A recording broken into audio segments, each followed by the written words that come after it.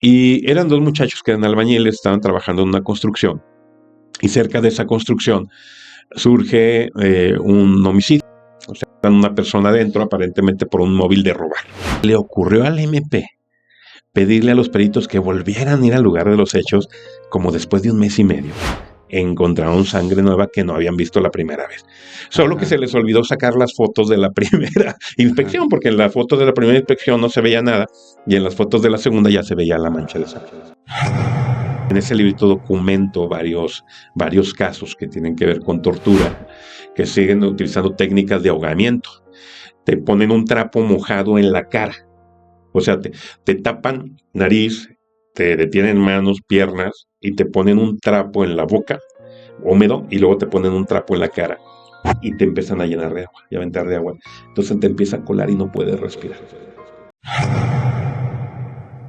Bienvenidos a un capítulo más de El Podcast, el lugar donde la gente común cuenta las historias increíbles. Y hoy tenemos un especialista en derechos humanos que te va a enseñar con unas historias que trae cosas muy padres. Quédate y escúchalo.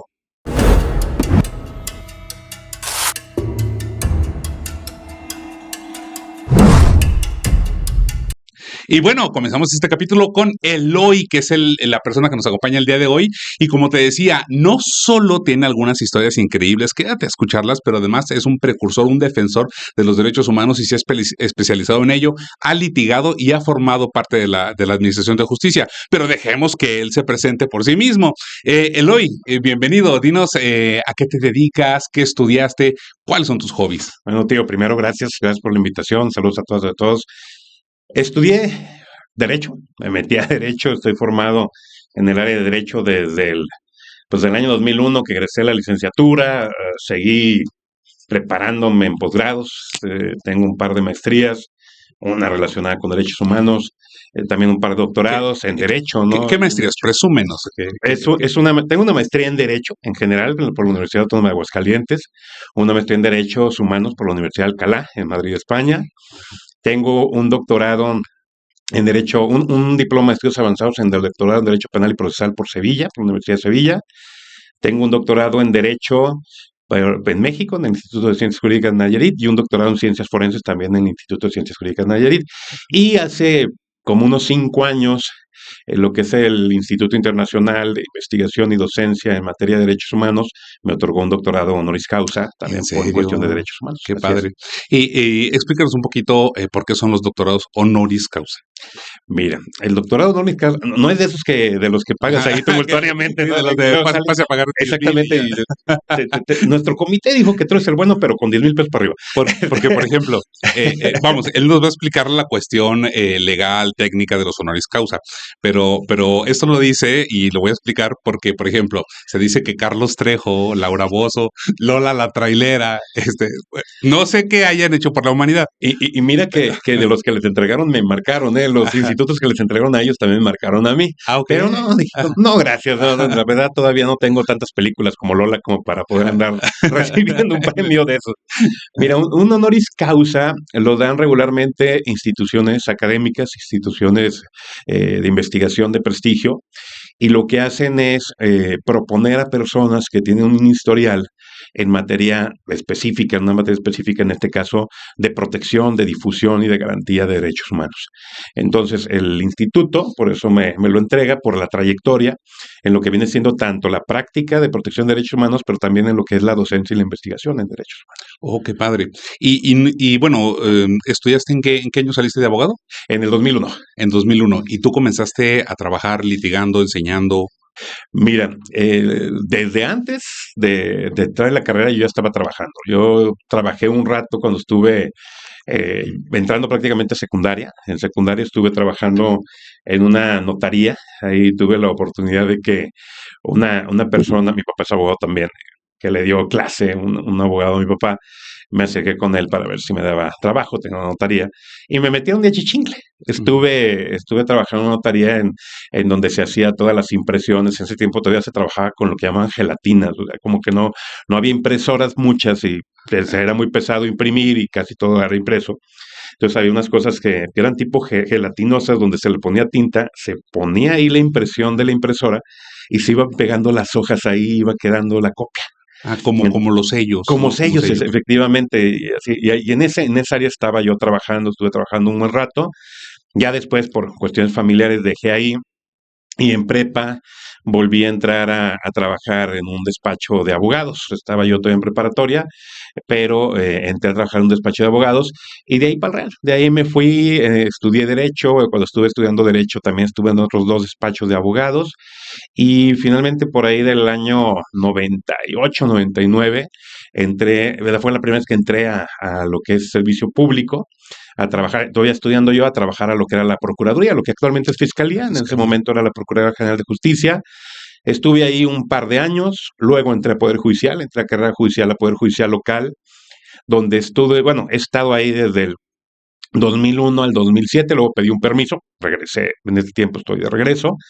Estuve trabajando en proyección de sala penal con los magistrados, o sea, prácticamente mi trabajo era revisar el trabajo de las juezas y los jueces y proyectar sentencias.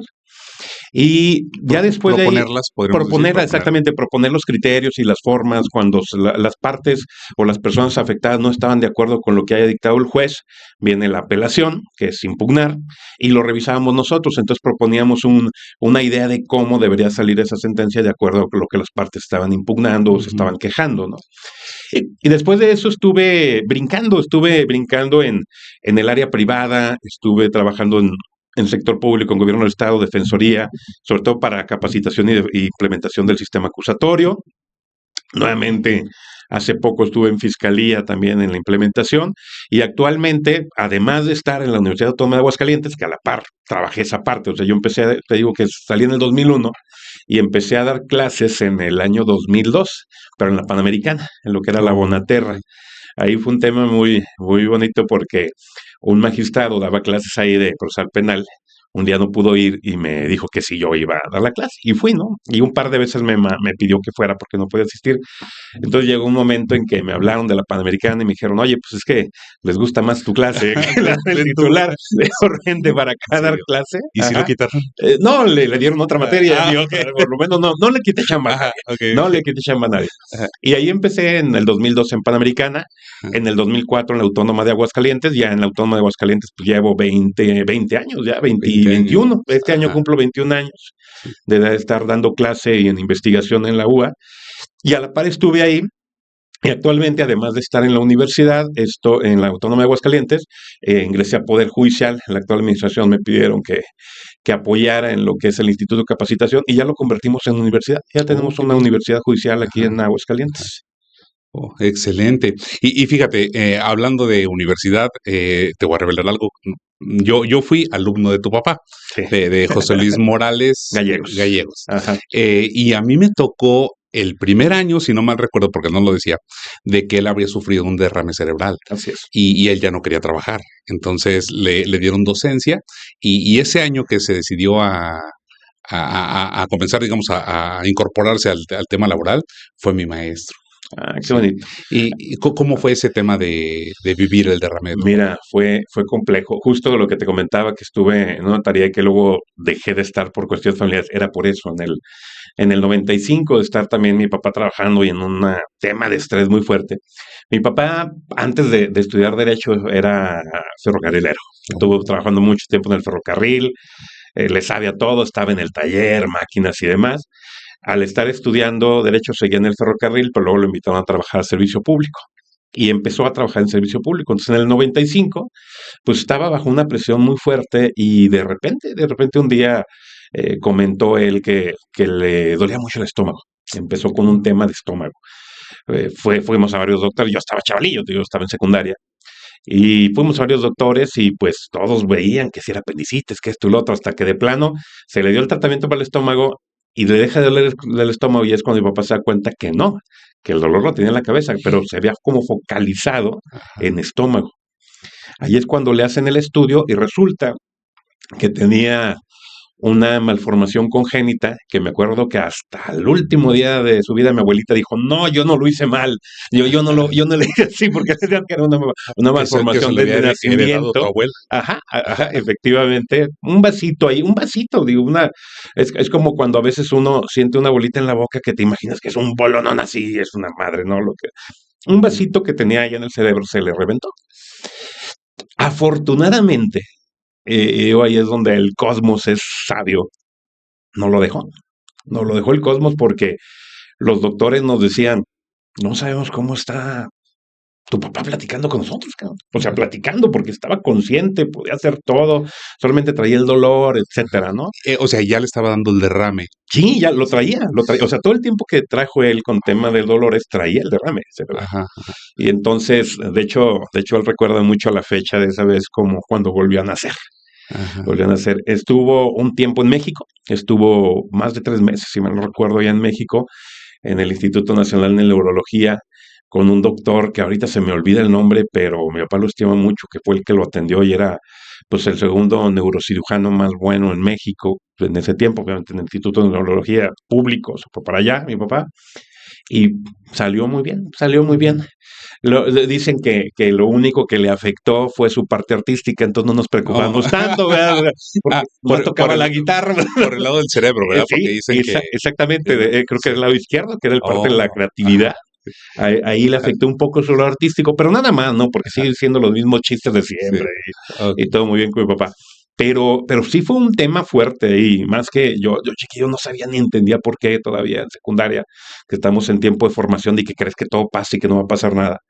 Y luego todavía después de ello, pues obviamente trabajar con el tema del tratamiento, recuperaciones, etcétera, etcétera.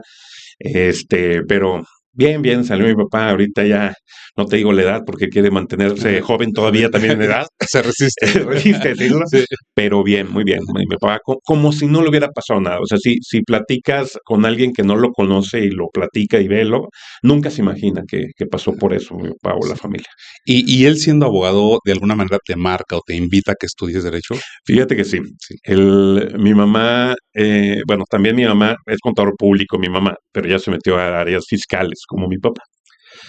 Entonces, antes de ellos, pues se trabajaban de otra manera. Mi mamá fue de las precursoras de la Universidad Autónoma de Aguascalientes. Ella estuvo trabajando desde que era Instituto Autónomo de Ciencias. Y también ahí duró mucho tiempo. Pero desde viendo perspectivas, nosotros, como te decía, prácticamente mi vida fue mucho, mucho tiempo en la colonia Ferronales y en la colonia del Trabajo. Ahí que la familia de mi mamá era del Trabajo, mi papá de la Ferronales.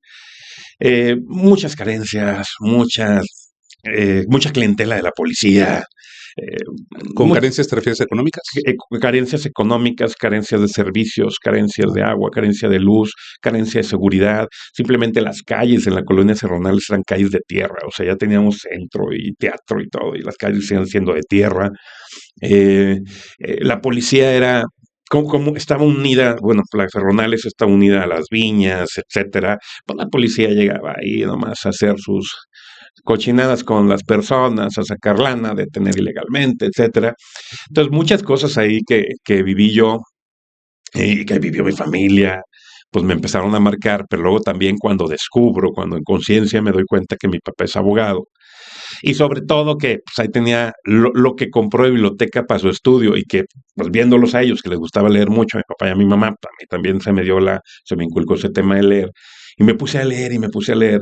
Y mi papá, como todo, mi papá y mi mamá siempre han sido como muy revolucionarios. Por ejemplo, mucha gente, las que me conocen, sabe que soy muy crítico, no crítico, crítico, propositivo, no revolucionario. Y a veces me dice, ay, ese pinche Eloy, ¿cómo salió así? Porque pues, vean a mis papás, cabrón, y de ahí vengo, ¿no? Una vez platicando con mi papá de algún tema, así me replicó, me dijo así como enojado, ay, tú tus ideas, ¿dónde sacaste esas ideas? Le dije, pues voltea para atrás, ahí tú tantos libros, ja, Ajá. ve todos tus libros, de ahí las saqué, güey, Tú son los los tuyos. agarrabas y los Sí, sí, yo leías. lo veía leyendo a él, dejaba el libro, yo sacaba el libro también y me ponía a leer, ¿no? Ujú. Yo conocía a Marx y a todos ellos gracias a mi Ah, papá. a qué edad? A los 10, 11 años. A los 10 yo estaba viendo Pokémon y tú ya estabas leyendo Marx. No, bueno, también estaba viendo los Thundercats y Mazinger Ah, Z, pero de repente me agarraba un librito, ¿no? sí. Es que digo, siempre me gustó mucho también la novela policíaca, leía Sherlock Holmes y esas madres, pero gracias a mi papá. Mi mamá escribe poesía, mi papá lector, y, y de ahí empecé a empaparme eso, y ya cuando iba a tomar la decisión estaba, es que faltó comentar que mi papá estudió un tiempo en México. Mi papá y mi mamá estuvieron en la UNAM antes del 68, en el 68, nomás antes del octubre, alcanzaron a regresar aquí a Aguascalientes porque prácticamente mis abuelos se los trajeron, digo, Por lo de la Aguas- Marx. exactamente, por el relajo que había en México, el movimiento estudiantil, los jalan de regreso y afortunadamente estuvieron aquí, porque mi papá se andaba ahí en los movimientos, ¿no? Y estuvo estudiando, mi mamá estuvo estudiando psicología, mi papá sociología. Entonces ya te imaginarás lo que tenían de información ellos. Luego ya llegan para acá, mi mamá se va a la contabilidad, radicalmente se va a otro lado, pero mi papá sigue en el área de ciencias sociales y se mete a derecho. Entonces, eso también influye para mí, además de todo lo que había vivido, lo que escuchaba de ellos, sus historias, lo que platicaban, todo lo que mi papá me platicaba, que mi papá siempre estuvo tratando de luchar contra la injusticia y el mundo, y mi mamá viene de un problema, un tema personal familiar fuerte, que prácticamente ella y mi abuela se tuvieron que sacar una familia de 10 personas, nomás ella y yo, y pues, estaba llorando que mi mamá también chiquilla, de secundaria, mi abuela joven, y sacar a hasta una niña de meses con todos los demás, ellos solos. O sea, tu mamá tuvo 9 hermanos. Sí, sí, fueron 10 ahí con la familia de mi mamá. Yo también. Muy bien. Tú eres de soy esos, uno de 10. de esos de familia que no tenían televisión. Okay. Porque a mi mamá no le gusta. Okay. Una vez me regañó porque me dijo mi mamá, dije en un programa, dije, no, es que mi mamá no tenía televisión. No, el domingo siguiente, no, es que no tuviéramos televisión. Es que había mucho amor. También, sí, eso, ¿no?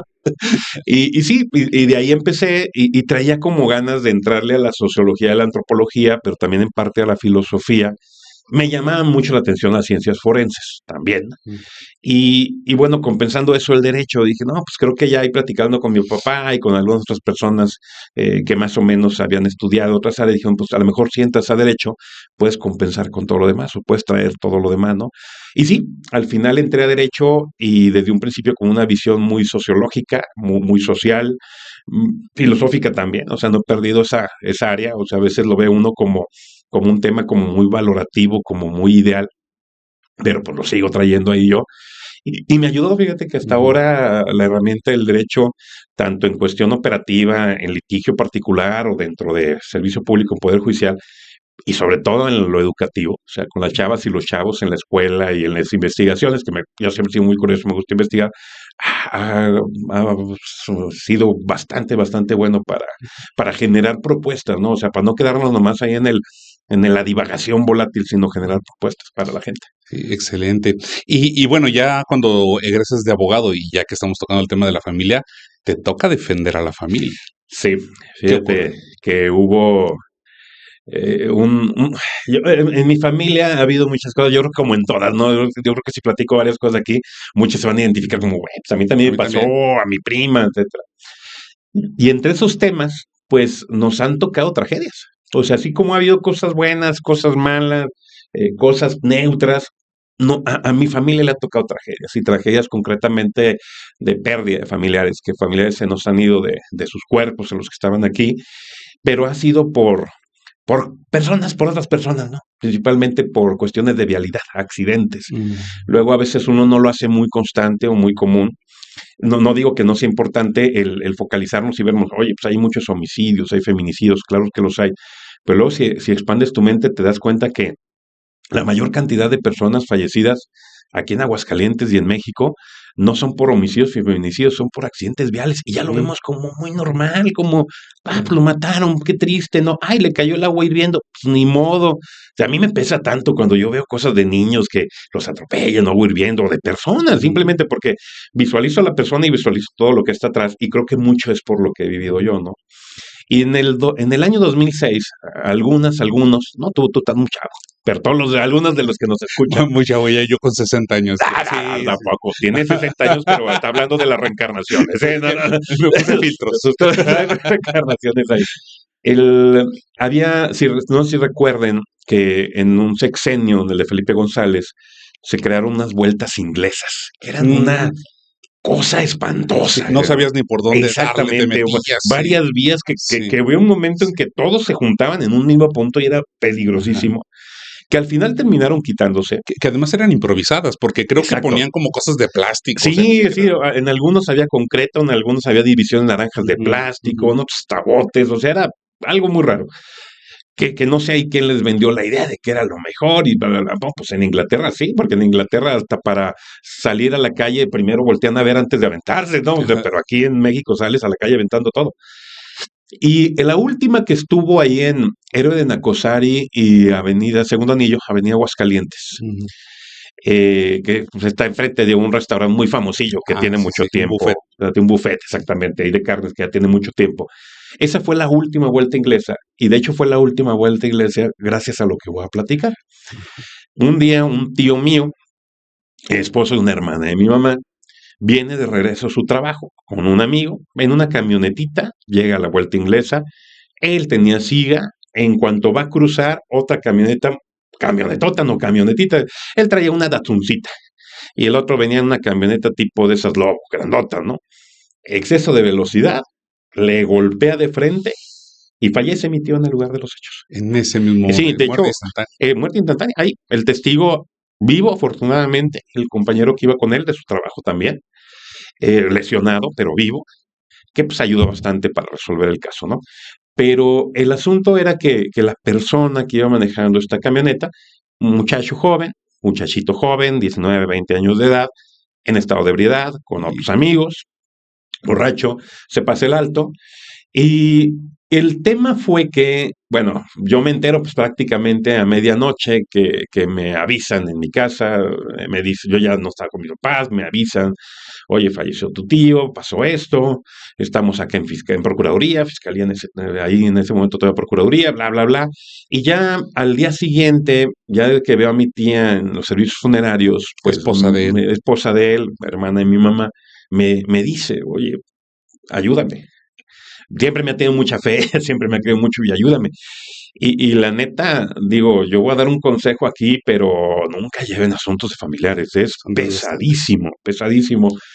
Y es pesadísimo porque a pesar de que trates de ponerte al 100 es muy difícil porque lo emocional pues te gana, pues, está tu familiar ahí, están ellos, y además te ven como que tú vas a resolverles todo cuando a veces no puedes resolverlo, ¿no? Y también quedas con una deuda moral ahí muy, muy fuerte. Pero bueno, por insistir y por otro tipo de cosas, por mis primos, etcétera, vamos a tomar el asunto, ¿no? En ese tiempo yo había justo pedido un permiso de Poder Judicial, estaba litigando, me llega el asunto, pero lo relevante del tema es, y creo que eso es lo bonito, lo feo y lo bonito del caso, fue que fue un asunto para pelearse no solamente de manera jurídica, sino también para pelearse con la corrupción. Sí, en Aguascalientes podemos decirlo, y lo puedo afirmar yo, todo el tiempo que tengo trabajando afuera, adentro y aquí, la corrupción es mínima, en materia de justicia mínima. Muchas abogadas y abogados vienen de otros lados y dicen, Sí, "Ay, no está manches, oye, increíble allá. estás en un paraíso. O sea, aquí yo puedo llegar, sacar una persona que me lleve a hacer un embargo, pedir un expediente, no tengo que dar dinero. Ajá. Pues no, pues ¿por qué tienes que dar dinero? No, es que allá hasta para entrar al juzgado tienes que dar dinero para entrar. A la que te presta el A la que te expediente, prestan al de acá para notificador. hablar al notificador, para que salga la resolución conforme a derecho, que como tiene que ser, tienes que dar dinero. Aquí no, no. Afortunadamente aquí no, en Aguascalientes hemos seguido mucho con esa calidad, porque pues, es la gente que vive aquí en Aguascalientes la que da esa calidad, que espero siga a pesar de esta reforma judicial. Pero el asunto fue que me encuentro un tema de corrupción. Luego a veces los temas de corrupción los vemos como cuestión de dinero, ¿no? Que dan dinero, que dan... Le No, a dio una veces, lana y ya no hizo exacto. nada. Pero fíjate que también los compadrazgos, los amiguismos, el ayudarle a mi amigo, el ayudarle a mi amiga, también es corrupción, El influyentismo. el influyentismo. Resultó que llega el caso al juzgado y el juez que toma este caso no inicia el proceso. En ese tiempo que todavía el sistema tradicional le decreta lo que antes se llamaba auto de libertad, por falta de elementos que no le decretó auto de formal prisión. Y se lo decretan porque dice, no, no hay pruebas de que él haya tenido la culpa. Bueno, o sea, teníamos una evidencia muy clara de lo que había pasado ahí, que el otro muchacho se había pasado el alto y demás. El examen de alcoholemia. Examen de alcoholemia, todo eso. Y no, en libertad. Se me hizo muy, muy raro el asunto, pero bueno, dije, a ver, vamos a analizar qué es lo que el juez dice o por qué lo dice.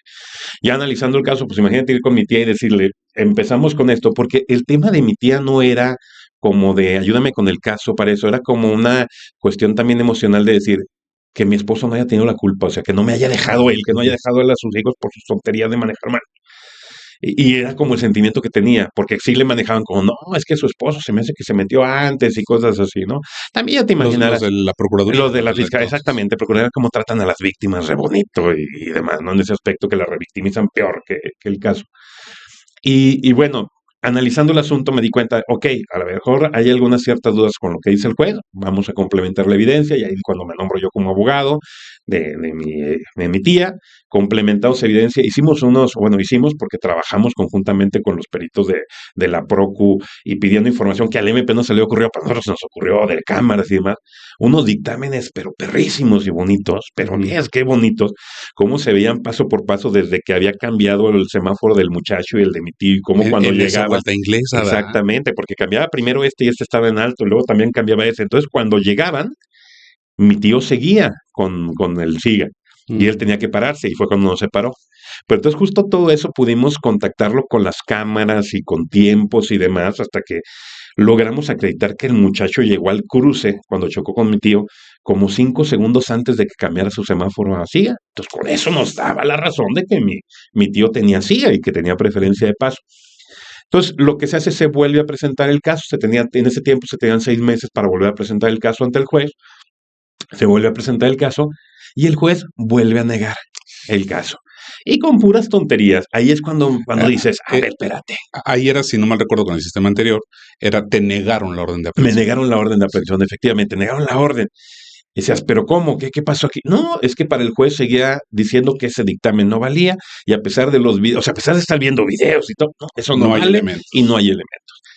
Entonces, ahí es lo feo del caso porque entonces ya me pongo a investigar y surge y me doy cuenta que el muchacho, el autor, resulta que era pariente de una persona que trabajaba ahí en juzgados penales y que No precisamente en ese juzgado, no, pero sí en otro, trabajaba en otro. efectivamente, trabajaba en otro juzgado, pero también de buena información ahí mismo con los colegas de los juzgados penales, amigas, amigos, porque estuve en procuraduría y demás, pues me entero que supuestamente esta persona fue a hablar con el juez y para pedirle el apoyo, y resulta que empiezan a darte ese tipo de sentencias, ¿no? De Resoluciones. resoluciones. Ahí lo interesante es que estamos hablando del 2006, en donde en ese tiempo las víctimas prácticamente con decisiones de ese tipo ya no podían hacer nada. No tenían derecho a impugnar, no tenían derecho a apelar ni reclamar nada, no pueden irse ni al amparo, no pueden hacer nada. Y pues a mí nunca me ha gustado eso de que pues no se pueda y buscarle. Preparamos una apelación, la hicimos, logramos que se metieran a la apelación los magistrados, en ese tiempo eran los magistrados, pero igual me lo rechazan, lo confirman, dicen, no, está bien lo que dijo el juez. Sí, para que quede un poquito más a detalle, es que el juez en su momento ordenó, no autorizó la orden de aprehensión y se va con un órgano revisor, que es Así el es. Tribunal de Alzadas o los magistrados. Entonces los magistrados tienen la función de revisar si estuvo bien o estuvo mal lo que hizo el juez de no librar la orden de aprehensión. Entonces te refieres a eso, que le Sí, dicen, el juez estuvo bien. así es, la revisión que hacen del trabajo de los jueces magistrados, dijeron, no, pues el juez estuvo bien y se queda igual. ¿Qué pasa aquí? Aquí como ciudadanos, ya en la actualidad es muy fácil verlo, después de eso todavía nos queda la opción de acudir al amparo, ¿no?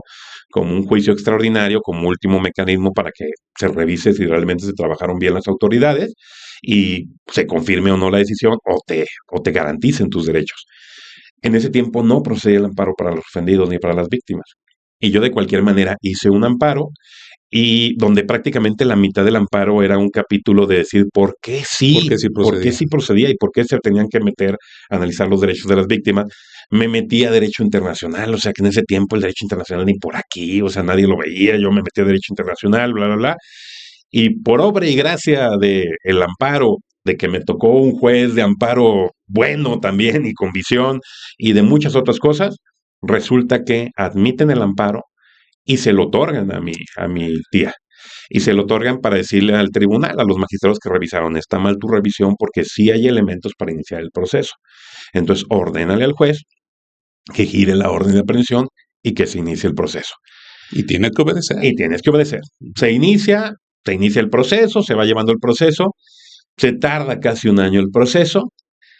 Llegamos a sentencia y el juez O sea, dicta, sí saca la orden de aprehensión, sí, se ejecuta la orden así de como aprehensión. dices tú, obligatoriamente el juez da la orden de aprehensión, pero porque le ordenaron los de amparo, ¿no? Se Y ejecuta la aprenden orden, detienen al muchacho, se lo llevan, el proceso como era culposo y por temas ahí se le permitió estar en libertad al muchacho. Nosotros no tenemos ningún problema, o sea, no queríamos que un muchacho estuviera en la cárcel, sino que se resolviera el asunto, ¿no? Porque eso también, además de lo que decía con mi tía de temas emocionales, conllevaba a los seguros del vehículo, a los seguros de vida, porque si en los seguros de vehículo y de vida a ti te ponen con responsable, olvídate, ya no hacen pagan. todo para no pagar nada. Entonces también estaba eso, porque dejaba 3 hijos, dejaba a mi tía, y pues necesitan recursos para eso. Mi primo más grande estaba empezando secundaria, mis otros 2 primos estaban en primaria, bien chiquillos, entonces, Y sin papá. y sin papá, y necesitaban algo, ¿no? En ese aspecto. Y bueno, el tema es que se siguió el proceso, pero a pesar de que ya se había ganado un amparo y se decía si hay elementos, pues el juez otra vez absuelve en sentencia, es decir, dice, no hay elementos para mí. Aunque me hayan dicho los de amparo que sí, para mí no. Se llevó a cabo todo el Se llevó a proceso cabo todo el proceso, y se en la ahoga la sentencia prueba y dice dice sentencia, no, inocente. inocente. Y vámonos para afuera.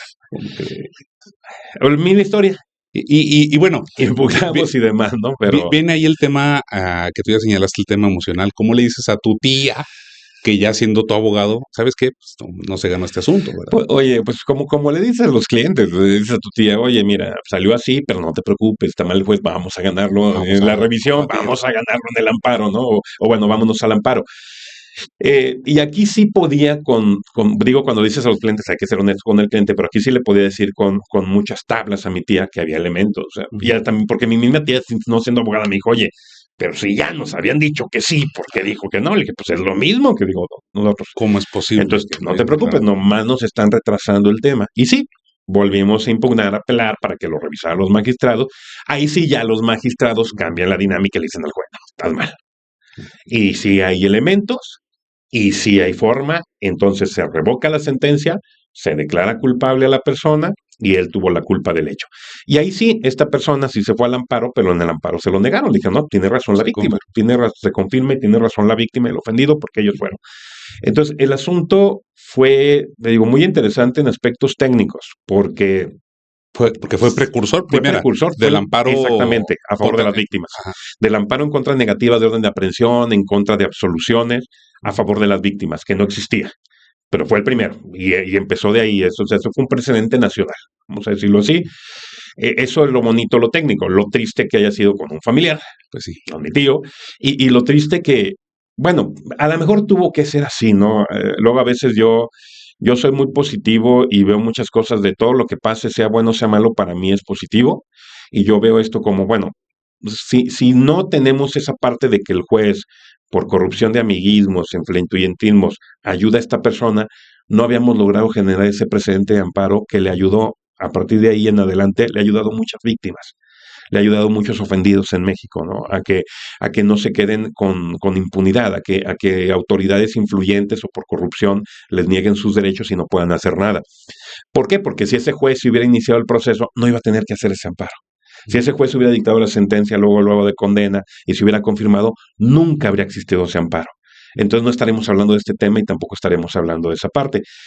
Digo, aquí lo triste es que fue en familia, ¿no? Me tocó en familia, fue con la familia, pero pues también es parte, lo voy a decir, creo que esta es la primera vez que lo voy a decir, pero esto es parte de un legado de mi tío Armando. O sea, mi tío Armando dejó ese legado.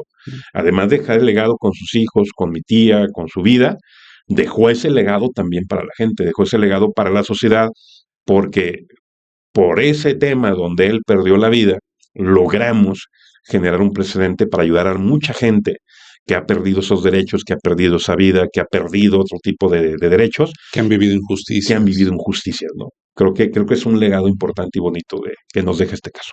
Ok, pues sí, impactante porque, pues bueno, una vida no se repara con nada, ¿verdad? Pero pues al menos la sentencia, creo, le dio cierta tranquilidad a tu tía. Claro, ¿no? Tranquilidad a ella, tranquilidad a los demás, pudimos fluir más fácil los temas con los seguros, porque te digo, eso los seguros todos, ahí sí te andan dando lata cada mes a que pagues la mensualidad del seguro, pero cuando tú tienes que hacer el efectivo del seguro, el 90% de los seguros se hacen ojos de hormiga y le buscan hasta donde no, ¿no? O sea, imagínate el impacto, entiendo, pero imagínate el impacto social y el impacto emocional que un día lleguen a tu casa y toquen, oiga, soy el agente seguro fulanito de tal, estamos viendo el trámite del asunto de su difunto marido. Ok, necesito unos papeles, va, ok, necesito que me lleve al panteón, porque quiero ver la tumba.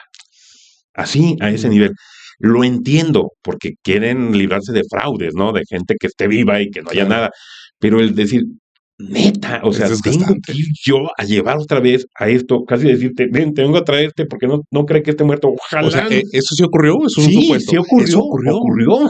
Yo lo viví y lo he vivido 2 veces. O sea, le dijeron a tu tía, Sí, para que le podamos pagar, llévenos a la tumba de donde está tenemos que ir a enterrado. ver la tumba, tenemos ¿Cómo que ir a ver dónde están los crees? restos. Además de los documentos que ya certifican y que son oficiales, queremos ir a la tumba. Lo mismo pasó con mi cuñado. O sea, tuvimos que llevarlos al panteón para que vieran. O sea, dices, a ver, ¿neta crees que yo lo que quiero es el dinero nomás? Porque sí, lo que yo quiero es que esté mi esposo aquí, que esté mi cuñado Sí, aquí. claro. O sea, ¿qué más quisiera yo estarte diciendo mentiras, güey? ¿Qué más quisiera yo estar tratando de defraudarte, güey? Pero no. Y entonces, vivir ese tipo de cosas, o sea, no solamente las que te victimizan por los procesos judiciales por sí mismo, todo lo que está detrás que mucha gente no sabe qué pasa. Ujú. Y ese tipo de procesos, bueno, también ayudó por lo menos a tranquilizar un poco más y a lograr ese tipo de apoyo para que pudieran salir adelante, ¿no? O sea, Claro. pero son muchas cosas que al final no te dejan ningún buen sabor de boca. Ujú. Aunque sean logros muy interesantes, aunque sean precedentes muy padres, no te dejan un buen sabor de boca. Porque no se borra la vivencia. Exactamente. Correcto. Y por lo que yo entiendo que tú me dices, te has desenvuelto no solo en la administración de justicia, sino en el litigio, pero penal, ¿verdad? O Sí. sea, te vas a lo penal. ¿Recuerdas alguna historia que te haya marcado ya como litigante, no de familia? Mira, principalmente mi área de litigio ha sido tanto procesos de derechos humanos como procesos en materia de sistema de justicia penal. O sea, he visto tanto cuestión constitucional y amparo, tanto en derechos humanos como en lo penal. Y pues sí tengo algunos casos interesantes, ¿no? Que logramos ahí analizar. Como te decía, casi todo lo que he visto que siempre he sido muy crítico. Y a veces se enojan mucho o me reclaman mucho de repente, en buen plan, algunos y otros en mal plan. Decir, "Ay, es que tú, güey, te la pasas criticando bien gacho al Ministerio Público, te la pasas bien criticando a los investigadores bien feos, los de Fiscalía, este, incluso cuando estabas ahí, pues sí, yo no voy a venir a tapar las cosas, o sea, yo vengo a trabajar y no vamos a tapar cosas, ¿no? Y a veces uno piensa que eso pasa como en otros lados, ¿no? Que pasa en las películas o que pasa en otros temas.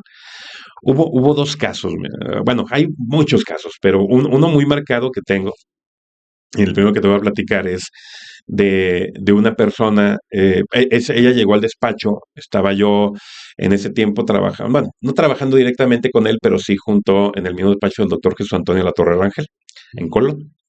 Y pues él siempre luego atiende, es uno de mis formadores, atiende mucho asuntos pro bono y cosas así, y me mandaron un asunto de una señora, por recomendación de un amigo sociólogo que estaba haciendo unas labores en el Cerezo, y llegó una señora y me dijo, es que tengo a mi hijo detenido de hace mucho, hasta sentenciado, pero pues no fue él, y él me afirma que no fue, ¿no? Señora que pues apenas tenía para el camión, o sea, no tenía nada, le digo, tráigame todo lo que tenga, y si no, dígame, yo voy y lo saco y no se preocupe. Y bueno, empecé a ver el asunto. Era un asunto, un muchacho que acusaban. En ese tiempo, cuando todavía la FGR llevaba los asuntos de narcomenudeo.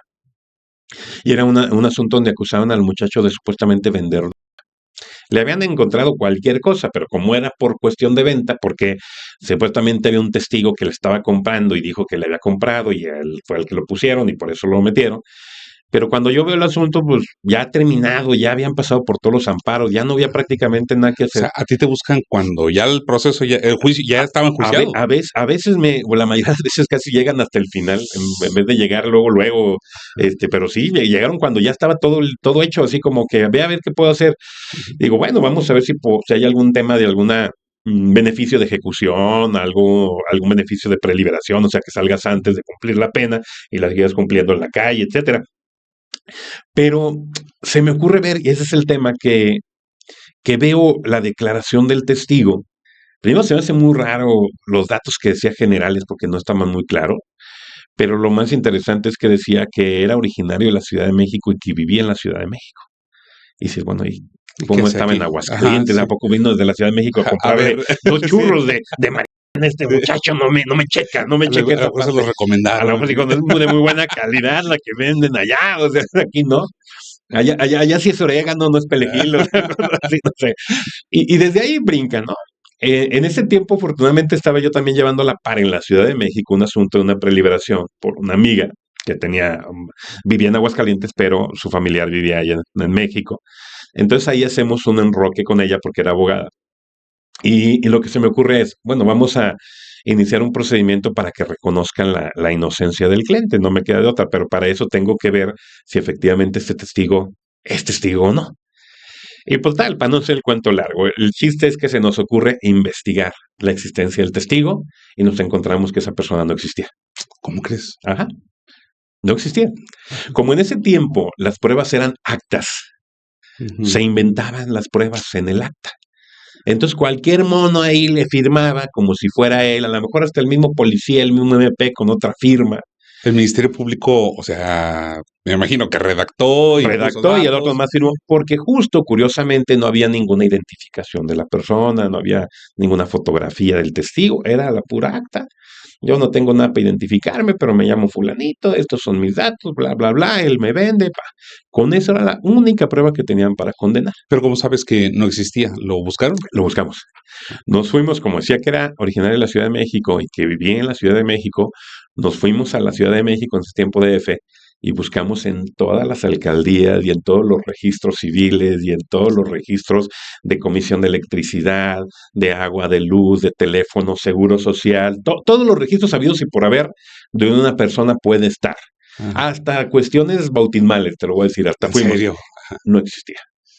No había ninguna persona con esos datos, con ese nombre, con esa fecha de nacimiento, con esa edad, ni viviendo en los lugares donde aparentemente decía las colonias que estaban ahí. Y siendo un asunto pro bono, ¿quién pagaba el viaje? Digo, me llama la atención que recorriste Yo todo. mero, Tú te lo yo aventaste. mero, sí.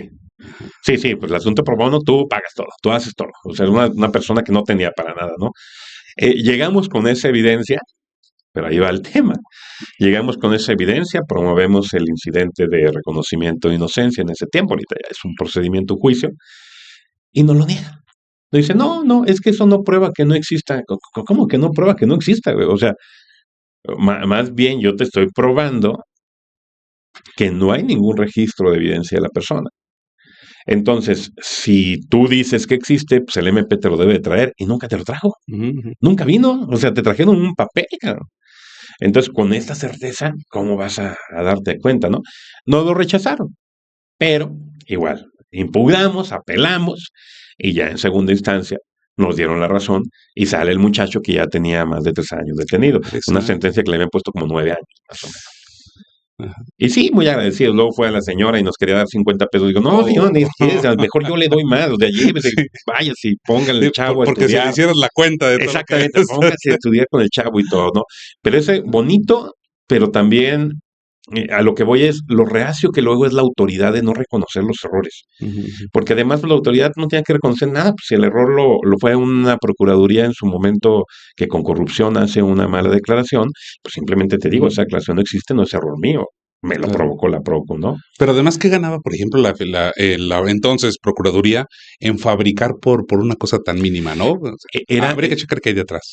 sí, había muchas detenciones así de menudistas, era como estadística. Las procuradurías, las fiscalías y esas instituciones de seguridad pública siempre se manejan con percepción de seguridad y la percepción de Ajá. seguridad la trabajan con estadística. Sí, tenemos tantos detenidos Exacto. y no alcancé la meta y le fabrico a este tipo. Entre más números En tenga, serio. cumplí con la meta. Le Ajá. llaman metas a las estadísticas. Entonces, entre más uno de los meta, tengo.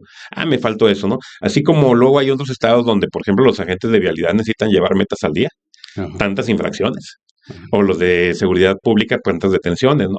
Porque también tienen bonos y ese tipo de cosas. Pues así, valiéndoles madre la vida a la gente. con tal de cumplir con las metas laborales. Y fíjate, por esa circunstancia estadística, se iba a ir 9 años a prisión. Ya se le había destruido 3 años la vida, no solamente a ese muchacho, a su mamá, a su familia, a su entorno, porque ese es otro tema. Sí, regresó el muchacho, ¿no? Ahí va con su mamá, pero no regresas al entorno como el muchacho, ya, es el que vende drogas. Claro. Lo dejaron salir por corrupción, algo le dieron al juez para que saliera. ¿Por qué? Porque se informó que él era vendedor de drogas. Y entonces librar eso ya es muy complicado. O sea, esos son otros de los temas que cuando vemos, luego vemos lo penal, vemos el delito y demás, pero no vemos lo que pasa con las familias que están allá. O sea, las familias también se les tiene que reinsertar, también se están victimizadas, ¿no? Tanto la familia de la víctima como, bueno, acabo de poner el ejemplo en mi caso, pero también de los acusados. Entonces, luego a veces las autoridades ven a estas personas como números, simplemente como estadística, no como seres humanos, no ven que tienen vidas humanas en sus manos. Pues ellos cumplen con su destajo de trabajo y les importa un cacahuate lo que hay de más, ¿no? Qué bárbaro. Y nos hablabas de un segundo caso que te marcó. Sí, A ver, cuéntame. fíjate que ese fue así como para películas, casi que lo veías y decías, bueno, estás viendo el caso de O.J. Simpson aquí en Aguascalientes, güey, ¿no? O sea, Te serviría de guión para cine. sí, por eso sí, a veces ves cosas que no crees que va a salir y que parecen más de guión que de una película, un cortometraje que realidad. Hubo un asunto donde un par de muchachos que eran albañiles, porque eso también, clientela del derecho penal regularmente es la gente pobre. Los que no tienen para Los que no tienen para defenderse, los que son olvidados de derechos, los que no tienen palancas, los que no tienen el amigo, siempre son las clientelas del fregado y el que agarran para cumplir cuotas o X o Y circunstancias, ¿no? Y eran dos muchachos que eran albañiles, estaban trabajando en una construcción y cerca de esa construcción surge un homicidio, o sea, una persona adentro aparentemente por un móvil de robar, ¿no? El tema fue que por X o Y con la investigación, que se manejaba mucho así, es el tema en México que mientras no les exijas bien a los investigadores y a las investigaciones los móviles o motivos y el cómo se fue trabajando la investigación hasta llegar a tal, y entonces prácticamente nomás me traigas al que señalan como culpable y con pruebas de eso y no meter nada más, pues permite ese tipo de cosas. De la nada, de repente, un día llegan los policías ministeriales con un muchacho. En ese tiempo, policías judiciales llegan con un muchacho y lo presentan al MP. Este vato se metió con otro y ¿En serio? ay, sí, Él era albañil, lo agarraron ahí en la obra. lo agarraron. Pues sí, pues se fueron con los de ahí. Es eso. Pues vamos al sector. Pues los de ahí, güey. O sea, era una persona con mucha lana. Había un tema de herencias ahí en juego bien duro y nada de eso se investigó. Vamos con los albañiles, ¿no? A lo mejor sí se investigó, pero dijeron por ahí no y vámonos con el chivo expiatorio, ¿no? De la persona con lana te refieres a la persona a la que persona desvivieron. fallecida, así es, a la que desvivieron, así es. Entonces, van ahí con los albañiles, ¿no? Órale, vamos con los albañiles. Y luego, te digo, llevan a uno y lo presentan y él fue, ¿por qué fue? No, pues es que nosotros nos estamos buscando, entonces nos ocurrió llegar ahí con los albañiles y él estaba ahí, le preguntamos si sabía algo. Y libre y voluntariamente nos dijo que él se había metido y que él lo había desvivido. Así, espontáneamente. ¿Ves que aquí en México es el único lugar donde quien comete un delito te lo dice de volada o se pasa los saltos enfrente de la patrulla para que lo revisen y le encuentren algo? Siempre pasa en México eso, ¿no? Y no había un antecedente de que lo golpearon. No, ahí va. Llegaron con una confesión firmada por el muchacho. Sí, otra vez. Obviamente le hacen el certificado y todo ese rollo. Y salió íntegro. Salió íntegro, completito, con todos sus dientes, no pasaba nada. Posiblemente por dentro todo machacado el muchacho y psicológicamente. Luego ya se usa mucho más la cuestión psicológica que lo físico. Deja como mejores resultados esa parte, ¿no? Y pues sí, decía él en su confesión que él fue. Y supuestamente en su confesión decía que había otra persona que lo había ayudado, que también era compañero albañil, supuestamente. Pero ahí te va el asunto. Lo interesante del caso es que cuando se da el reporte del hecho, pues llegan periciales, llegan los policías, recaban toda la evidencia del lugar, dejan cerrado el lugar, luego siguen con las investigaciones, pues cuando luego de repente agarran a este muchacho, que supuestamente dice, van por el otro muchacho, gracias a esa declaración, pues el fiscal dice, vayan por el otro, porque quiero que declare, lo detienen, también llega. Él tiene más resistencia, se niega a dar declaración, él no confiesa nada, digo, más resistencia a muchas cosas, pero justo por eso que no confiesa, resulta que de repente en el expediente aparece que le piden una muestra de sangre a ese muchacho. y supuestamente dio consentimiento, pero nunca estuvo presente su defensor, pero dio consentimiento por muestra de sangre. ¿Por qué? Porque habían encontrado manchas de sangre en el lugar de los hechos, huellas hemáticas, y tenían que hacer los comparativos. La mayoría de las huellas que habían encontrado en el lugar de los hechos correspondían a un tipo de sangre que era de la persona desvivida, como otras había creo que otro tipo sanguíneo que no correspondía a esta persona, pero no se tenía como ningún testigo para comparar a ver qué esa parte, ¿no? Entonces le piden la muestra. Hacen el estudio con las que no tenían identificadas y sale negativo, no coincide. Pero entonces se le ocurrió al MP pedirle a los peritos que volvieran a ir al lugar de los hechos como después de un mes y medio y que volvieran a buscar evidencia más exhaustivamente. A ver si había más sangre. A ver si había más sangre, porque se hubiera pasado algo, ¿no? Y pues fíjate que por ahí en la esquina de una parte de una escalera, muy al fondo, muy oculto, encontraron sangre nueva que no habían visto la primera vez. Solo que se les olvidó sacar las fotos de la primera inspección, porque en las fotos de la primera inspección no se veía nada, y en las fotos de la segunda ya se veía la mancha de sangre. Y en la primera no, cuando fueron hace un mes no había nada. Y ahora sí. Y como supuestamente nadie había entrado, no, pues es del lugar de los hechos. Y hacen el comparativo y coincide con la sangre del otro muchacho. Ahora sí coincide. Se lo llevan a los dos. O sea, ese tipo de asuntos, pues lo vemos, lo llevamos. Al final logramos que se absuelvan por ese tipo de todo ese cochinero que había de información. Aquí el punto era... ellos estuvieron presos en todo eso. Estuvieron detenidos más de 2 años privados de su libertad durante todo el proceso, porque luego en primera instancia... Pero ahí sí lo llevaste desde el inicio, sí, ¿verdad? Ahí sí tuviste, digamos, esa oportunidad. Y ahí el juez de primera instancia dijo, se quedan porque sí fueron, pero ya en la impugnación, en la revisión que se hicieron por los magistrados, dijeron, no, efectivamente todas estas evidencias son ilícitas, esto es evidente, hasta lo reconocieron, esto es evidente que está sembrado, bla, bla, bla, y demás, ¿no? Y pues salen estas personas, tenían derecho a una indemnización, pero nos dijeron, no, o sea, es que yo me quiero ir de Aguascalientes. ¿Por qué? Porque estos me van a seguir buscando. O sea, no lograron esto, van a buscarme otra cosa. Y no porque yo la deba, sino porque por la experiencia de sin deberla, tuve que temerla. Entonces ahorita no sé qué vaya a pasar, ¿no? Pero te digo, cosas que dices, a ver, si son tan creativos para sembrar evidencias, para crear historias, ¿por qué no son igual de creativos para investigar el hecho y sacar lo que pasó? Sí. O sea, dime qué pasó. Te digo que yo había visto ahí un tema más bien relacionado con una cuestión de herencia, que a lo mejor iba más por ese lado, pero pues le dijeron, por ahí no. Sí, para que el foco se pasara y vete a los pobres que en su vida creyeron que el hoy les iba a llevar la defensa, vete con estos güeyes, ¿no? O sea, ¿por qué? Porque un defensor de otro tipo a lo mejor ve por encimita, no ve esas cosas, o tiene mucho trabajo, si es en defensa pública. Los defensores públicos son muy buenos, muy, muy buenos, pero llevan 5,000 casos cada uno, entonces es imposible ponerle toda la atención a cada asunto, ¿no? Pero es cuando dices, con 5,000 casos, con toda la carga de trabajo, se dan el lujo de inventar, o sea, de ponerle... De cualquier manera, exactamente. Ese acento, ese asunto especial. Es que antes se trabajaba mucho, no digo que ahorita no, pero creo que ha disminuido un poco, pero antes se trabajaba en que los investigadores veían el caso y en vez de hacer líneas de investigación y buscar investigación, con el caso creaban una historia. Y entonces buscaban pruebas que corroborara su historia a fuerzas. Y las principales pruebas eran obtener confesiones de los imputados, sacar testigos que dijeran exactamente lo que ellos necesitaban que dijera de acuerdo a la historia. Y entonces lo que llevaban a juicio no era probar el hecho de lo que ocurrió o lo que pudo haber ocurrido, sino que llevaban la prueba de su historia para que el juez les diera la razón por su historia. Ahora en este nuevo esquema, tú vas a contar una historia, pero es una historia de lo que pudo haber pasado con evidencia real de lo que pudo haber pasado, no con evidencia fabricada. Sí. Entonces es un poquito más transparente el esquema en la actualidad. Porque además los policías ministeriales, hoy policías de investigación, son especialistas en sacar la verdad, ¿verdad? Por eso hablaba yo. Porque ahorita, por ejemplo, es muy popular la prueba de ¿cómo se llama? Para saber si hay tortura. El protocolo de Estambul. Protocolo de Estambul. No sé qué dije. El protocolo de Estambul se creó precisamente y se volvió muy popular porque este tipo de prácticas eran muy, muy comunes.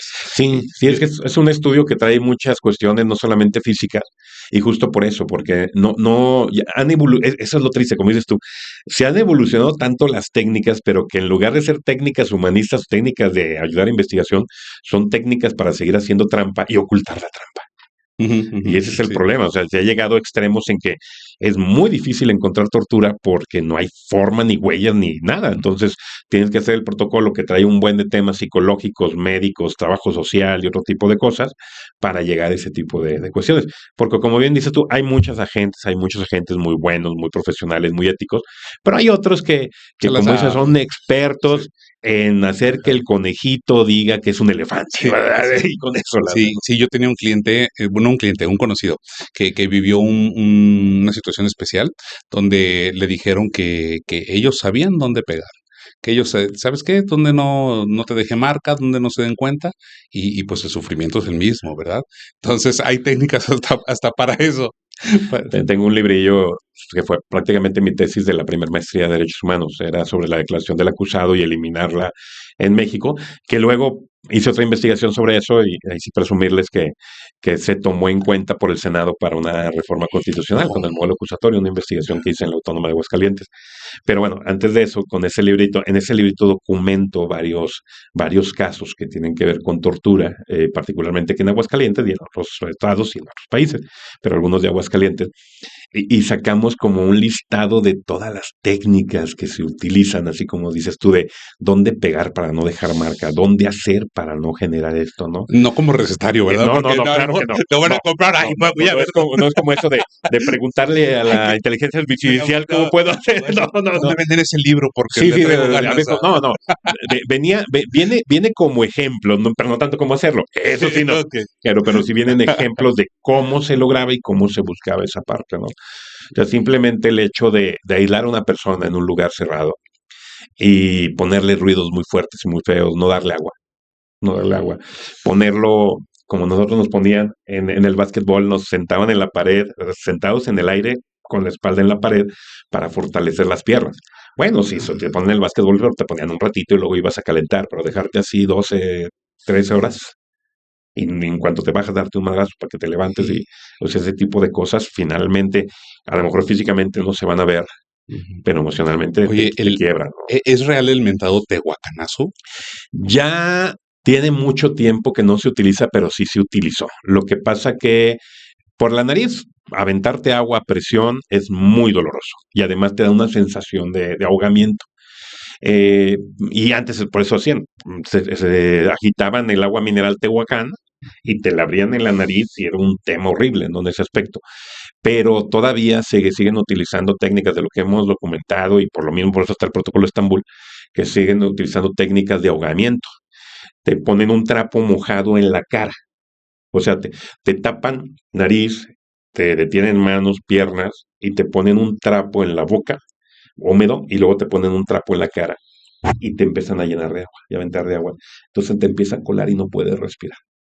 ¿Cómo crees? Y es horrible, horrible. ¿Y cómo diste con esa información? Investigación en expedientes penales, en derechos humanos, en investigaciones. Hay muchas investigaciones en materia internacional de la ONU y de la Comisión de la Tortura, del Comisionado contra la Tortura, donde viene documentado todo eso. El mismo protocolo de Estambul viene documentando todo ese tipo de técnicas, de cómo se desarrollan y por eso hay que buscarlas, ¿no? Para que los peritos puedan identificar Efectivamente. cuál Es fue. como una checklist así, pero no para hacerlo, sino para Sí, identificarlo sí, y poder hacer el dictamen. Así es. híjole, pues sí está canijo, ¿verdad? Pero, por ejemplo, ya entramos al tema del litigio, pero luego entramos a un tema que pudiéramos considerar humano, porque no cualquiera da clases, no cualquiera le gusta dar clases, no cualquiera comparte ese conocimiento, porque he escuchado que muchos dicen, es que ¿cómo voy a ir por 100 pesos a dar clases? ¿Cómo ha sido tu experiencia como docente? Bonita, y yo creo que ha sido la mejor de todos los ámbitos profesionales. Creo que el que más me gusta es el de docente investigador, porque ahí es donde puedes formar, ahí es donde puedes ayudar a formar. Como comentamos hace rato, yo empecé en el 2002 ahí en la Panamericana y luego en el 2004. Y fíjense, yo estaba trabajando en Poder Judicial, era proyectista, les decía, estaba en carrera judicial. No recuerdo bien el sueldo que traía, pero era un sueldo, vamos a decir, un sueldo de 30,000 pesos al mes, vamos a decirlo así, ¿no? sale la convocatoria de la Autónoma de Aguascalientes para entrar como maestro de tiempo completo. De hecho, les comento que yo, mi papá y yo, que también tengo clases, cuando mi papá entra como maestro de tiempo completo, fuimos los primeros que entramos con examen de oposición, porque todos los demás que estaban antes, que presumían y que a la fecha siguen presumiendo, yo soy maestro por oposición, pues por oposición de alguien, porque nunca hiciste examen, te invitaron y te dieron Sí. tu base después de un año, pero te la regalaron, ¿no? O a lo mejor te la ganaste, pero nunca hubo un examen compitiendo con otras personas y con un jurado calificador. Esos empezaron cuando yo entré a la UA y cuando mi papá pasa de ser maestro de asignatura a maestro de tiempo completo también. Él también hace su examen de oposición. Fuimos los primeros. De ahí en adelante ya todas de ingresar a las autónomas, a la autónoma es con examen de oposición. Pero lo que voy es, sale la convocatoria de profesor investigador en área penal, que me gustaba mucho, y derechos humanos, concurso, gano y pido un permiso en Poder Judicial. Pido primero un permiso de un año. Vamos a ver cómo me acomodo acá. Hubo cambio de magistrados también. Voy a decir lo que no estaba como yo muy a gusto trabajando ahí porque pues, me decían que tenía que primero ver con ellos el sentido de la sentencia antes de hacer mi proyecto, entonces para qué me querían. O sea, porque bueno, el chiste era hacer uno su proyecto y defenderlo ante el magistrado. Y acá era, no, vienes conmigo, me lo platicas y yo te digo cómo va a salir. Entonces, ¿para qué me quieres? No, no, la verdad, no. Una forma de trabajar muy respetable que a mí no me gustaba. Entonces, pues pido el permiso y me voy acá a la universidad. Mi primera quincena fue de 4,000 pesos. No, mi primera mensualidad fue de cuatro El mil mes entero quinientos de pesos. 4. El mes de 4,000, de ganar 30, 4,000. Y así fueron 2 o 3 años, porque vas ganando antigüedad en la universidad y vas subiendo de categoría. Y cuando platico esto, así muchos me dicen, neta, te fuiste por un sueldo de 30 y tantos a un sueldo de 4,000, 6,000 pesos. Sí, digo, por un lado era un tiempo en donde podía darme ese lujo, no tenía Porque familia, litigabas. litigaba, yo mismo complementaba, daba clases en otras universidades, podía darme ese lujo. Pero además, yo lo vi con un proyecto a futuro de, creo que esto me puede dejar mucho y puedo dejar mucho también. Y de Que ahí no te empecé. refieres a económico. No, no, realmente no. O sea, finalmente para que como maestro ganes bien, necesitas estar agarrando piquitos de todos lados. Que si das clase aquí, das clase allá, que si tienes una beca acá, pon el sistema de investigadores, que sea allá. Y eso es lo que te complementa. Si tú te dedicas, si no hubieran eso y te dedicabas exclusivamente al tema de eso, tendrías que a fuerzas que buscarle en otro lado para poder sacar para el chivo y complementar a fuerzas, sí.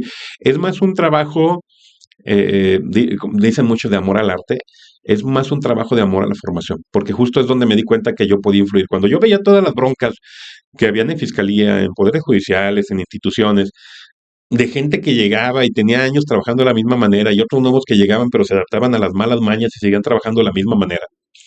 Yo, en mi mente, siempre había muchos temas de ver la resistencia al cambio, de por qué no había mejores formas, ¿no? Incluso yo tengo una fábula, no sé si se le puede llamar así, o alegoría, que es de los 5 changuitos en una jaula. Unos científicos pusieron 5 changuitos en una jaula, en medio pusieron una escalera y arriba pusieron plátanos.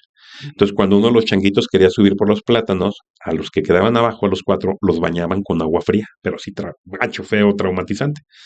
Entonces, llega un momento en que cuando quiere uno subir, los demás lo bajan a trancazos, porque si no va a venir Para baño que de no agua los fría y para que mojen. no me moje. Hasta que de plano nadie quiere subir por la tentación de las bananas, así varias veces hasta que nadie quiere, ¿no? Pero ese no es el experimento es que de esos changuitos viejos sacan uno y meten uno nuevo. Ese nuevo cuando llega lo primero que quiere hacer es subir por los plátanos y los 4 lo bajan a madrazos. Hasta que de plano llega un momento en que ya no quiere subir. De estos 4 viejos sacan otro viejo y meten uno nuevo. Ese nuevo hace lo mismo, quiere subir por los plátanos. Y los 3 viejos y el nuevo participan en bajarlo a golpes. Así se va dando el ciclo hasta que los científicos tienen un grupo de 5 changuitos nuevos que a pesar de nunca haber recibido un baño de agua fría, se golpean cuando alguien quiere subir por los plátanos. Y si les preguntabas a los changuitos, si pudieran hablar los changuitos y les pudieras preguntar, oye, ¿por qué lo ¿Por qué haces? no subes? No sé. No, pues no sé, pero esto siempre se ha hecho hacia aquí y así se trabaja. Entonces, ese tipo de dinámicas a mí nunca me favorecían y nunca me gustaron. De hecho, sistema acusatorio oral yo lo veía desde que estaba en la licenciatura. No me gustaba cómo trabajaba el modelo tradicional, el modelo de violación a derechos. Eh, Tenía muchas discusiones buenas, padres con mis maestros de penal y de derechos humanos en ese contexto. Y entonces ahí es donde me di cuenta, donde dije, no, bueno, si yo quiero que cambien estas cosas realmente, tengo que ir desde acá. desde la educación. Y te lo voy a decir que sí, o sea, de ir con los alumnos. La mayoría de la gente que actualmente mueve, que son juezas, jueces, fiscales, que están en defensorías, que están en institutos de gobierno del Estado, del Poder Legislativo, Ejecutivo, la mayoría fueron mis alumnas, mis alumnos. La mayoría tienen buenos comentarios para mí, porque no falta uno que te jodiendo y diga que no, pero buenos comentarios y casi todos están justo transformando esa parte, ¿no? Moviendo ese tipo de cosas. No digo el hoy, sino que ayudé a expandir sus mentes, a que, a ver, pues sí hay otras cosas, hay otras formas, por qué no cuestionarnos? ¿Por qué no ver esa parte? Hubo incluso una alumna, la que estimo mucho, que fue jueza penal, y que los mismos, me platicó y que los mismos abogados decían, te dio clases Eloy, ¿verdad? Sí, te ve, Sí, güey, te nota que te ve. ¿Te gusta? No, hasta eso muy bien. Dice, pues sí, ese tipo de cosas. Entonces, me ayudó mucho a mí a dimensionar esos cambios sociales, porque es lo que busco yo con mi labor. Siempre he buscado esa parte, incidir a transformar la realidad en beneficio de todas y todos. Generar cambios sociales, ver a los olvidados y a los desfavorecidos, que regularmente son los más y que siempre están por allá, traerlos y apoyarles, ¿no? Y la materia prima fueron los estudiantes, que como profesionistas están replicando ese tipo de actividades. así es. Porque la sed de justicia la tienen muchos, pero no todos hacían esa sed, no todos tienen esa sensación. Y mira que hay muchos inocentes, hay muchos que están pasando por ese tipo de procesos. Y me da mucho gusto en lo particular que nos hayas acompañado aquí para compartir estas experiencias. Me queda súper clarísimo el conocimiento tan amplio que tienes, porque como yo lo decía al inicio, y me queda muy claro porque además lo conozco en lo particular, es un precursor de derechos humanos, es un precursor en el tema del derecho penal. Tu nombre es el que veo en todos lados, ¿no? Si alguien sabe de derecho penal aquí, al menos aquí, en esta cuestión regional, es Eloy y me encantó haberlo tenido aquí, porque además la parte humana, desde luego que se vislumbró. Yo te admiro y noto desde Gracias. luego el humanismo, esa parte del corazón que no solamente lo has traído en el tema profesional, sino compartiendo, porque te digo, no cualquiera da clases, y no cualquiera lo siente como una pasión, el tener a nuevas generaciones, el formar a los nuevos abogados. Qué padre que hayan sido parte de tu conocimiento, de la parte donde tú difundes tus experiencias. Y yo les voy a adelantar porque él ya no se acuerda, pero también fue mi maestro. No, sí me No es acuerdo. cierto. Dijiste, entré, me acordé. Pero ahorita que Va a dijiste mi decir, papá, dije, pues bueno, fue mi papá, pero también. no, sí iba a decir, oh, no, sí, claro, sí, sí, sí. No, sí fue mi maestro de apreciación jurídica del arte en la universidad, En la UNEA. en la UNEA, sí, sí. Ah, entonces Sí, me sí se acuerdo, sí. acuerda, Pues sí. fuiste la primera generación a la que yo di clase en la UNEA. Ah, ok, qué bueno. Y pues bueno, por eso lo conozco y por eso lo he seguido y me he dado cuenta de su trabajo. Eloy, ¿quisieras agregar algo? Oh, pues al contrario, tío, gracias por la invitación. Digo, qué bueno que tienes estos espacios, qué bueno que tú también estás llegándole a la gente con ese tipo de cosas. Y pues nomás no nos olvidemos que todas y todos somos uno. O sea, me gusta mucho también, y publico y digo y hablo un saludo maya que es Inlakesh Halaken, que significa, uno dice, ahí dice Inlakesh, que significa tú eres otro yo, y la otra parte te contesta Halaken, que significa yo soy otro tú. O sea, me reflejo en ti. Lo que vemos en los demás es nuestro reflejo, porque todas y todos somos uno. Entonces, si tenemos ese nivel de conciencia de que no somos individuos aislados, sino que somos seres humanos conectados en conciencia, en alma, en amor, van a ver que las utopías se vuelven realidades y sobre todo que nos ayudan a darnos cuenta que las realidades no son dueñas de sí mismas, las realidades atienden a ciertos intereses, ¿no? En una sociedad y que a veces buscan intereses del poder y no lo que beneficia a todas. Entonces, que nuestra lucha como seres humanos, en el ámbito que estemos y en la trinchera que estemos, nuestra lucha es por transformar la realidad y no acomodarnos a ella. Qué buenas palabras nos dices. Me encantó haberte tenido aquí en este espacio. Bueno, antes de despedirnos, si les gustó este video, porque estoy segurísimo que las experiencias fueron increíbles que nos contó Eloy, pues suscríbanse. En la parte de aquí abajito aparece el botoncito de suscribirse y con eso me ayudan y ayudan además a todas las otras personas que están en esta situación o que quieran este conocimiento. Además, activen la campana para que les avise para que les avise y haya una notificación para que estén al tanto de todas estas historias que estamos subiendo cada que se pueda con gente genial. Él fue Eloy, yo soy el tío Emma y esto es el podcast, el lugar donde la gente común cuenta las historias increíbles. Pórtense bien.